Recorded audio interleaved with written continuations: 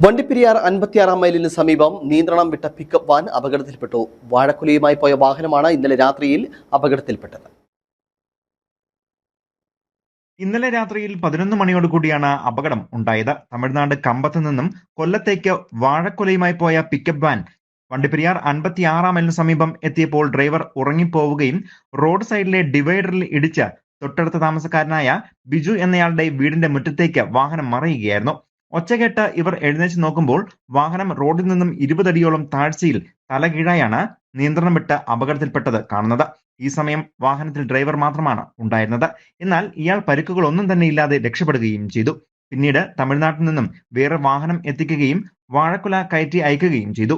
തുടർന്ന് JCB ഉപയോഗിച്ചാണ് അപകടത്തിൽപ്പെട്ട വാഹനം പുറത്തെടുത്തത്. News bureau, Vandiperiyar.